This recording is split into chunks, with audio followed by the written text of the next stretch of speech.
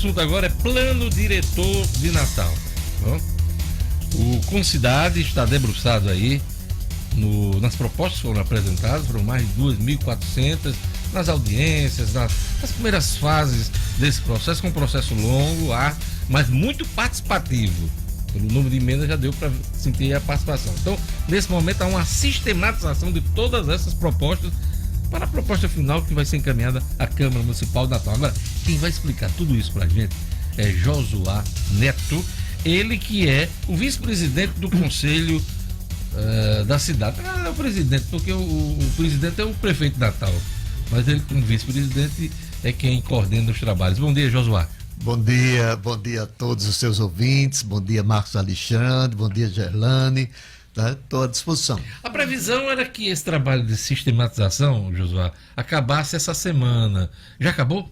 Não, ainda não, porque ainda entra numa nova fase da sistematização. O que é que acontece?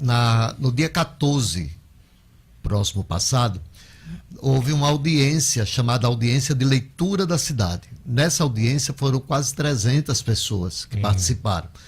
E dessa audiência, a partir dessa audiência, se abre um processo, um tempo de 30 dias, a partir do dia 15 de dezembro e até 15 de janeiro, para que sejam apresentadas novas propostas, se assim desejar, a sociedade desejar. Tem mais de 2.400, ainda vai abrir para mais propostas? Tem, porque a audiência, como ela é de leitura da cidade, então ela foi feita para dar ciência à população de tudo que foi apresentado até agora. Uma divulgação, exatamente. Processo, né? Aconteceram algumas oficinas territoriais, oficinas técnicas com segmentos técnicos, aconteceram outras audiências, e essa, por ser uma audiência de leitura da cidade, é para dar ciência à população do que houve.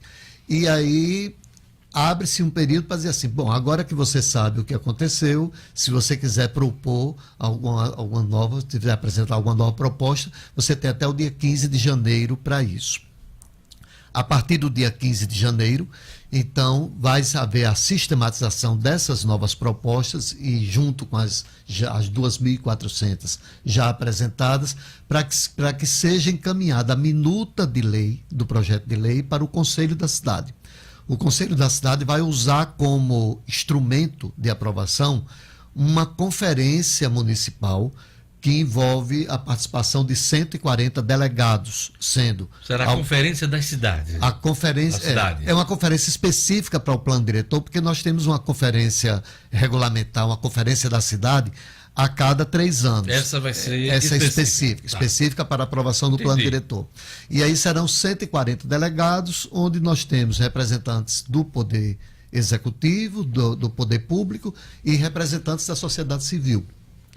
A pergunta que não quer calar. Quando é que a proposta chega para votação dos vereadores? Tudo vai depender, assim, porque esse prazo de 30 dias para a abertura de novas propostas e o prazo de até 45 dias para encaminhamento para o Conselho, vai depender muito da quantidade de propostas que forem apresentadas. Se forem apresentadas menos e requerer um trabalho menor de sistematização, vai ser mais rápido encaminhado para o Conselho. Chegando no Conselho, a gente terá em torno de 15, 20 dias, porque tem prazos regimentais, 15, 20 dias para que a gente ponha em votação.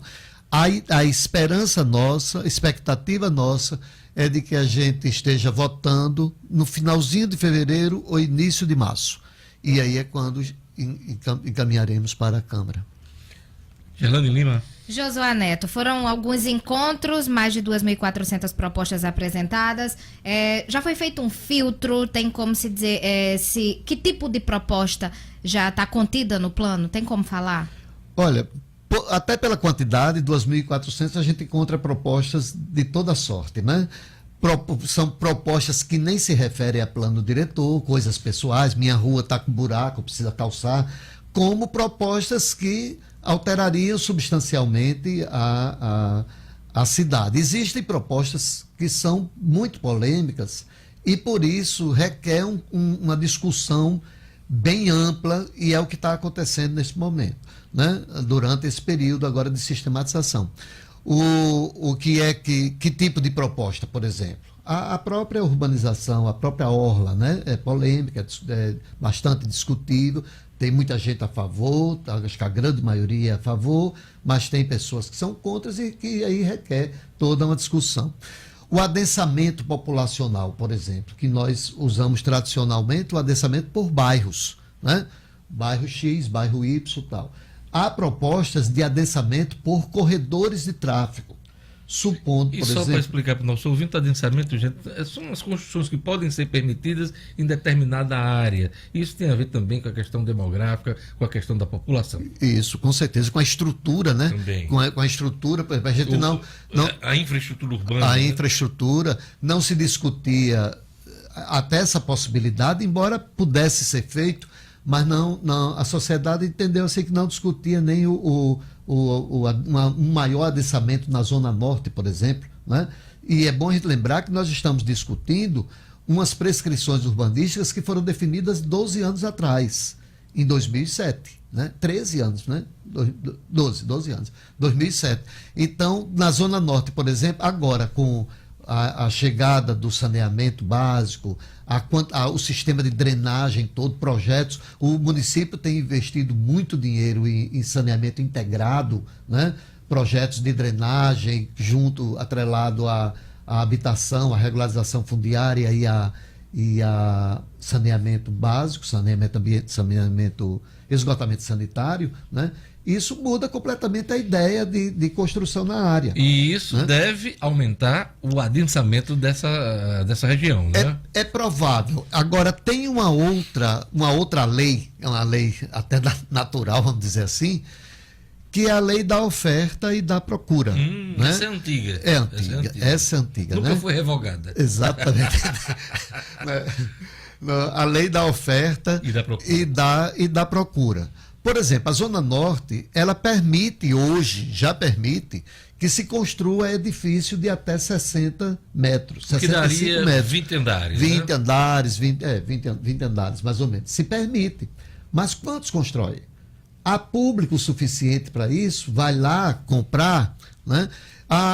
Antes, a gente termina discutindo muito, e a sociedade discute muito, o coeficiente básico de construção. O coeficiente básico de construção em Natal inteira, é toda por igual, excluindo as zonas de preservação ambiental, claro, né? E as zonas de controle de gabarito, né? A Praia do Meio, por exemplo, é uma zona de controle de gabarito. Daí é que requer aquela região ali do discussão. Conjunto dos professores universitários ali, Cidade Jardim também tem restrições de gabarito ali, né? Também. A gente tem duas grandes restrições de gabarito. Ponta Negra, né? As áreas de interesse social e a orla aqui da Praia do Meio. Essas são as duas mais polêmicas. Né? Ponta Negra, acho até assim que é uma coisa já, usando um linguajar bem popular, prego batido, ponta virada, né? De que não se deve fazer para não prejudicar o cartão postal. O cartão postal. Ali é o cartão postal. Mas será que a situação de Ponta Negra é a mesma da Praia do Meio? Como é que se dá a parte econômica de Ponta Negra, a parte social econômica de Ponta Negra? É a mesma coisa da Praia do Meio? Ou a Praia do Meio é um abandono claro, gradativo, cada vez que se vai lá, às vezes até 1 ano, 2 anos depois, a gente encontra a situação mais degradante até, né? Onde eu acho que o Hotel do Reis Magos é um símbolo do que acontece ali, né? É um símbolo da Praia do Meio. Símbolo negativo. Negativo. Então, a gente tem essas... Porque não dá para pensar... E essas especificidades, elas vão ser observadas nessa revisão, Josué? Sim. Com certeza. A revisão, qualquer lei, o plano diretor, ela estabelece algumas prescrições urbanísticas, né? Coeficiente de construção, de aproveitamento, altura, gabarito e tal, já estabelece essas regras e estabelece que determinadas áreas devam ter uma regulamentação própria.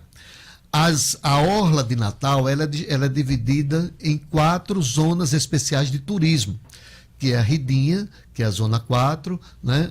Daqui até a praia do Forte, até a praia até o início da Via Costeira, toda a Via Costeira e Ponta Negra. São 4 áreas que têm as suas especificações e merecem uma regulamentação própria. Qual é a melhor maneira de se regulamentar, de discutir a regulamentação? E é isso que há tendência, porque existem várias propostas nesse sentido. É se fazer uma operação urbana consorciada, as OUC, que é essa sigla, é a Operação Urbana Consorciada. O que é que significa isso? Chamar a população, chamar as pessoas que têm interesse na área, os empresários e tal, senta numa sala e diz, bom, qual é a nossa visão do futuro, qual é o nosso projeto, o que é que se deseja fazer, qual é a posição de vocês. E na prática isso funciona, o Josué? Olha, a gente tentou fazer com a Ribeira em 94. Com a Ribeira. Não andou muito. Não andou muito. Andou um pouquinho, passos de tartarugas, intervenções, pouquíssimas intervenções, mas não, muita dificuldade, essa questão de se tratar de um bairro muito antigo e que existe, a regularização fundiária não está feita, existe vários imóveis que estão no nome de 3, 4 gerações passadas, né? Muitas têm dívidas, tem problema de herança, então tem uma série de problemas que precisam resolver. Algumas coisas a gente resolveu. Josué, é o seguinte, trata-se de uma revisão do plano diretor que foi aprovado em 2007, né? Deveria até há quem diga que esse processo já deveria ter ocorrido entre 2017 e esse ano.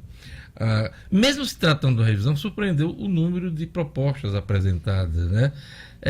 Qual é a amplidão dessa mudança que nós veremos, claro, a partir da votação na Câmara?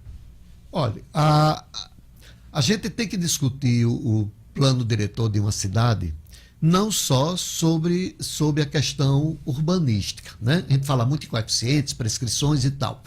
Mas tem duas outras situações que são correlatas com a questão urbanística, que é a questão econômica e a social, né? A cidade, ela tem que ser pensada, e mobilidade urbana também, principalmente, né? A cidade, ela tem que ser pensada considerando todos esses pilares de discussão, né? Como é que isso vai acontecer, qual é a nossa ideia. Não adianta projetar uma cidade apenas sob a ótica urbanística, né? O coeficiente aqui, pode construir aqui, não pode aqui. Tá, mas o que é que está por trás disso, né? Cadê a geração de emprego, cadê a geração de renda e tal? E só para exemplificar o que você está falando, tem muita gente hoje, por exemplo, trabalhando em Natal, mas morando longe, e aí seria uma tentativa de, dentro do plano, trazer essas pessoas para morar mais perto do trabalho? Seria isso também? É uma ideia, né? É uma expectativa. Embora a gente não veja, por exemplo, um bairro como Nova Parnamirim, que é o principal para atender esse exemplo que a gente está tratando, o bairro Nova Parnamirim é um bairro muito consolidado, né? Então é praticamente dentro de Natal. Dentro de Natal na prática e Parnamirim de direito, né? Mas a gente tem uma população dentro de Natal durante o dia, tá? Bem maior do que aqui dorme, né? De 1 milhão de habitantes. E aqui dorme 850 mil habitantes, né? Então, esse fluxo de gente de lá para cá... Quase 300 mil pessoas, né? O prefeito tem repetido isso, né? O secretário de Saúde. A gente tem 850 mil pessoas e tem 1.500 cartões do SUS. 1.500 cartões do SUS. Ou seja, eu não tenho cartão do SUS, por exemplo, né? E era para ter. 1.500.000, não? 1.500.000. 1.500.000. A gente tem 850 mil e tem de população. 1,5 milhão de cartões do SUS. Ou seja, a população da circunvizinhança. Da região metropolitana. Da região metropolitana e até dos demais municípios usufruem desse serviço aqui em Natal. Gerlani. Diógenes falou aí do número de propostas e aí eu lhe pergunto, surpreendeu a quantidade e também a participação das pessoas? Foi como esperado? Porque foram vários chamamentos. Sim. Eu acho que surpreendeu. Surpreendeu porque na de 2007 a quantidade foi infinitamente menor. Muita gente, muito menor. E esse plano, ele por está sendo... desconhecimento, por falta de interesse? Eu acho que o modo a metodologia utilizada... A época foi diferente dessa. Foi mais restritiva, vamos dizer assim, da participação popular. Essa tem uma participação, por exemplo, do Ministério Público muito maior, tem uma participação das universidades muito maior, dos próprios técnicos do município. A gente já tem uma base, já tem uma vivência, já tem um conhecimento, né? Estamos o que é positivo, né? Quanto mais participação, melhor, né? Extremamente positivo. E outra coisa, a gente deve pensar também na parte que é um processo participativo, não só pela quantidade de propostas que foram apresentadas, mas pela quantidade de pessoas da sociedade que participaram do processo. A gente tem grupos técnicos, grupos de trabalho que estão sistematizando, que quando foi aberta a inscrição, o período de inscrição, para que essas pessoas participassem, se inscreveram 500 pessoas. Né? Professores, alunos, muita gente. O tema está gerando bastante interesse. Muita. Né? E outra coisa, é bom lembrar assim, que o fato de ter passado já, ter decorrido já 12 anos, a cidade começou a sentir carência. A necessidade da revisão. De né? muitas revisões, de muitos redirecionamentos. E só para encerrar, nosso tempo já acabou, mas assim, mas é importante pontuar a importância da revisão do plano diretor para dar segurança jurídica aos negócios aqui na cidade, né? Sim. Porque se o plano for ruim, pode gerar insegurança jurídica. E essa é inclusive, a grande expectativa dos empresários, né? Sim, com certeza. Com certeza. Mas não deve ser só dos empresários, deve ser também todos, da população. De né? todos, né? A esperança de todos é essa de mesmo. todos os atores dessa discussão, né? Exatamente. Eu queria só encerrar com uma mensagem aqui do João Pereira, dizendo assim: Diógenes, manda um abraço para o Josué Neto, profissional dedicado, bom relacionamento interpessoal, a Secretaria de Habitação do município de Natal. Se não fosse esse competente profissional, muita coisa não andaria bem, né, no plano diretor.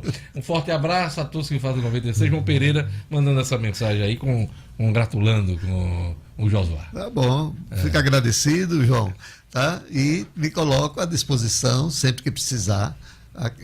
Muito obrigado. É isso aí. Eu queria agradecer também, Josué, desejar a você um Feliz Natal, um ano novo bom. Até porque vai ter muito trabalho em 2020, né, Josué? E não vai ter férias, né? Pois é. Fim de ano de trabalho. Mas pelo menos toma um espumantezinho. Com certeza. Bom Natal a todos, bom Natal a todos os ouvintes.